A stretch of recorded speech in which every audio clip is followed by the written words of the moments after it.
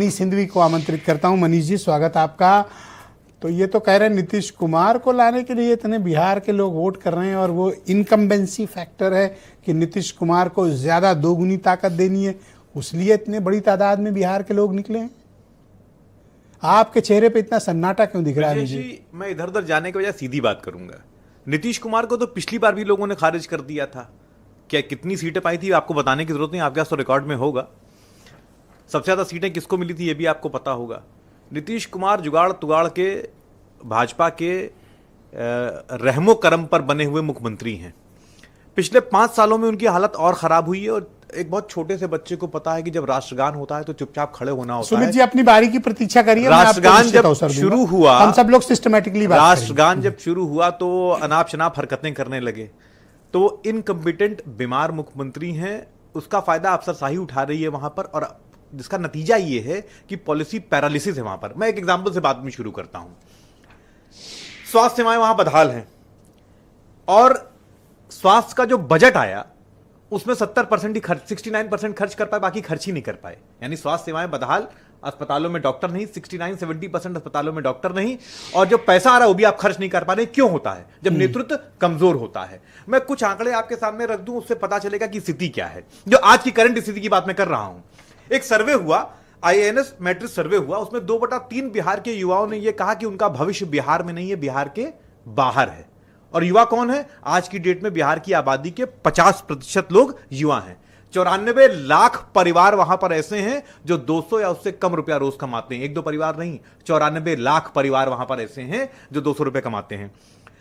आप एजुकेशन की बात कर लीजिए, क्योंकि बिहार की 3 समस्याएं हैं: शिक्षा, रोजगार और गरिमा। गरिमा इसलिए मैं कह रहा हूं क्योंकि जो हालत है बिहार की, उससे उनकी गरिमा पर भी ठेस लग रही है।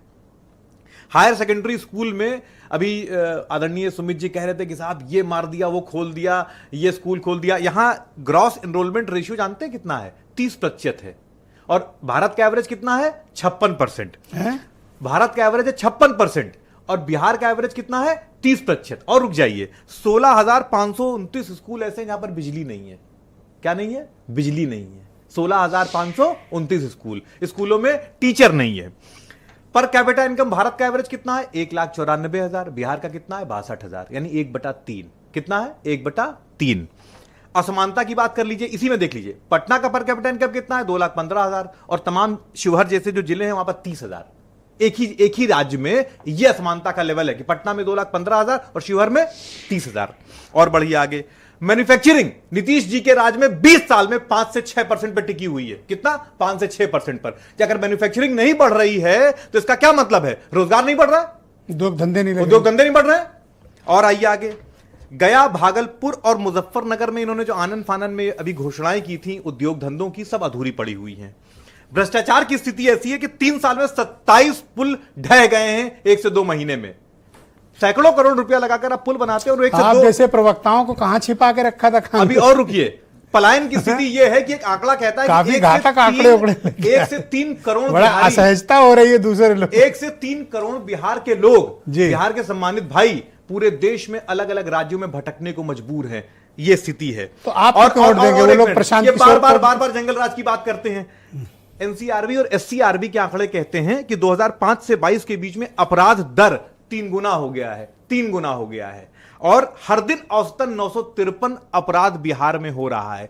किसकी बात कर रहे हैं? ये जो वोट परसेंटेज बढ़ा हुआ आपको दिख रहा है, ये युवाओं का वोट है, ये बदलाव का वोट है, जो थक गए हैं नीतीश कुमार से, थक गए हैं इस निकम्मी नाकारा सरकार से। इतने बड़ी तादाद में तो कह रहे हैं नीतीश को बनाने के लिए निकले। ये लोग निकले हैं बदलाव के लिए। ये बर्दाश्त नहीं कर सकते उस आदमी को जो अपना शासन चला नहीं पा रहा, जो उन्हें नौकरी नहीं दे पा रहा है, जो उन्हें स्वास्थ्य नहीं दे पा रहा है, जो उन्हें शिक्षा नहीं दे पा रहा है, जो उन्हें गरिमापूर्ण जीवन नहीं दे पा रहा है।